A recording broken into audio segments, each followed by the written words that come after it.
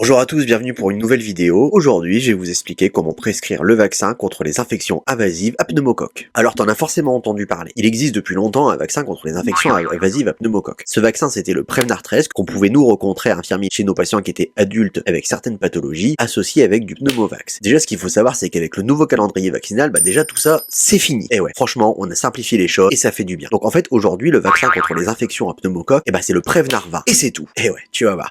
Avant, rappelle-toi, il fallait que tu fasses une dose de Prevnar, ensuite seulement 2 mois après tu faisais une dose de pneumovax et tu refaisais une dose de pneumovax tous les 5 ans. Et les 3 quarts du temps, les patients ils zappaient ou ils oubliaient. Et donc forcément c'était un peu merdique. Sauf que là maintenant, avec ce nouveau schéma, c'est hyper facile. Et tu sais quoi? En plus ça tombe bien parce que nous en tant qu'infirmiers, on a le droit de prescrire les vaccins aujourd'hui. Alors bien sûr il faut suivre une formation qui est obligatoire, je t'en ai déjà parlé dans les autres vidéos. Donc comment ça fonctionne au niveau de la vaccination contre les infections à pneumocoque? Déjà on va identifier ce qu'on appelle la cible. Et la cible c'est quoi? Tous les adultes de plus de 18 ans, dès lors en fait qu'ils ont une pathologie qui rentre dans la cible des indications. Et c'est là en fait où généralement on se plante, c'est qu'on a tendance à penser que le vaccin contre les infections invasives à pneumocoque, c'est réservé aux patients qui sont insuffisants respiratoires ou BPCO. Non, c'est une erreur. En fait, les infections à pneumocoque, ça touche plein de monde et ça peut toucher notamment les patients par exemple qui sont diabétiques. Quand je te parle de patients diabétiques, c'est les patients qui sont diabétiques non équilibrés par le régime. Ça veut dire qu'ils ont soit des cachets ou soit de l'insuline. Ces patients-là, tu vois, typiquement, c'est des patients que tu peux vacciner. Ensuite, tu vas retrouver tous les patients qui ont des problèmes rénaux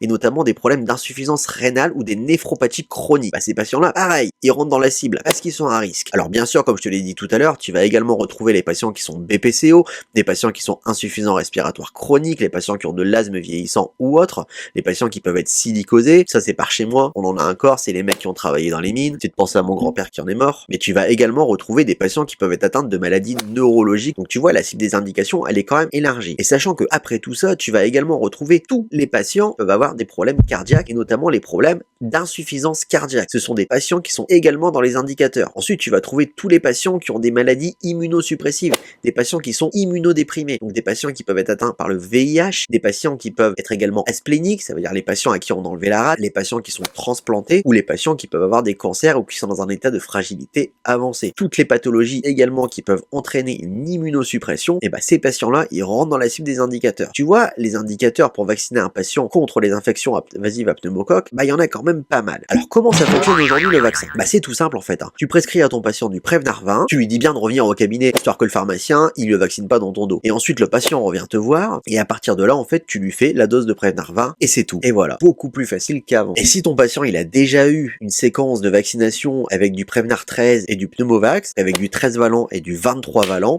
ce patient-là, tu attends 5 ans après son dernier pneumovax et tu le vaccines avec du Prevnar 20. Et après, pareil, c'est tout. Surtout n'oublie pas d'enregistrer la vaccination que tu fais, je te rappelle que c'est hyper important, et transmets-le au médecin traitant. Je ne suis fatigué de le dire, mais n'oublie pas que le médecin traitant reste le seul et unique coordinateur du parcours de soins du patient. Une fois que tu as fait tout ça, c'est terminé, ton patient il est protégé. C'est un vaccin qui fonctionne hyper bien, qui est efficace. De toute façon, les patients, quand tu leur fais ce genre de vaccin, généralement ils te le disent, ils voient une différence. Dès lors qu'ils font des bronchites à répétition ou autre, une fois que tu les as vaccinés, ils sentent une nette amélioration dans leur vie. Alors n'hésite pas à prescrire ce vaccin à tes patients. Je te rappelle qu'on a un rôle également de prévention et que aujourd'hui, grâce à ce droit de prescription, on peut aller plus loin dans la façon de faire. Donc le vaccin, c'est gentil, tu le prescris aux patients qui en ont besoin. Je compte sur toi. Voilà, n'hésite pas à t'abonner, comme ça tu pourras suivre toutes les nouveautés et je te dis à bientôt pour une nouvelle vidéo.